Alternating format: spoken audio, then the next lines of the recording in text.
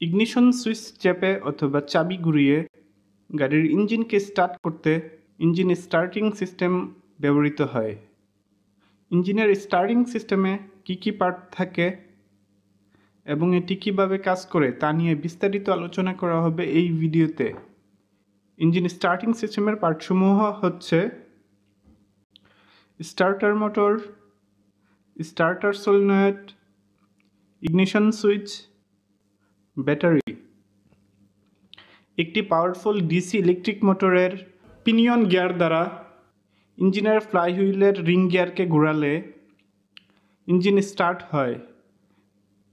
একে ইঞ্জিন ক্র্যাঙ্কিং বলা হয়। গাড়িতে থাকা ব্যাটারির সাথে স্টার্টার মোটরের ইলেকট্রিক সার্কিট এখানে দেখানো হলো। ইলেকট্রিক মোটরের সাথে একটি স্টার্টার সলিনয়েড থাকে, যেটি মূলত একটি ইলেকট্রোম্যাগনেট। ইগনিশন সুইচ অন করলে ব্যাটারি থেকে অল্প পরিমাণে কারেন্ট স্টার্টার সলিনয়েডকে সক্রিয় করে।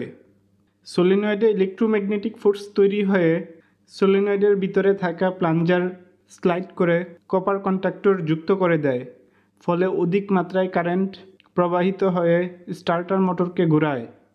এবং ইগনিশন সুইচ অফ করে দিলে সলিনয়েড ডি-এনার্জাইজড হয়ে প্লাঞ্জারকে পূর্বের অবস্থানে ফিরিয়ে নেয়।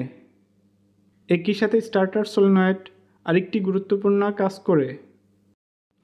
এটির প্লাঞ্জার স্টার্টার মোটরের পিনিয়নকে স্লাইড করে ফ্লাইহুইলের রিং গিয়ারের সাথে ম্যাশ করতে সাহায্য করে। স্টার্টার পিনিয়ন স্লাইড করার সময় এর এক্সিসে কিছুটা ঘুরতে থাকে, যা পিনিয়নকে ফ্লাইহুইলের রিং গিয়ারের সাথে সহজে ম্যাশ হতে সাহায্য করে। যখন স্টার্টার পিনিয়ন ফ্লাইহুইলের রিং গিয়ারের সাথে ম্যাশ হয়ে যায়, ঠিক তখনই কপার কন্ডাক্টর সংযুক্ত হয়ে স্টার্টার মোটরকে ঘুরতে সাহায্য করে। ফ্লাইহুইলের রিং গিয়ারের তুলনায় পিনিয়ন গিয়ার খুবই ছোট হয়ে থাকে, ফলে গিয়ার রিডাকশন হয়ে টর্ক বেড়ে যায়। টর্ক আরও বৃদ্ধি করতে স্টার্টার মোটরের সাথে একটি প্ল্যানেটরি গিয়ার সেট ব্যবহার করা হয়। এতে একটি সান গিয়ার, একটি রিং গিয়ার এবং ক্যারিয়ার সহ প্ল্যানেট গিয়ারের একটি সেট ব্যবহার করা হয়। প্ল্যানেটরি গিয়ার সেটের সান গিয়ার ইনপুট, রিং গিয়ার স্থির এবং প্ল্যানেটরি ক্যারিয়ার আউটপুট হয়ে থাকে।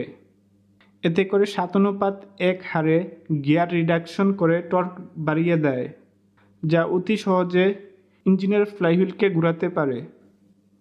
ইঞ্জিন স্টার্ট হয়ে যাওয়ার পর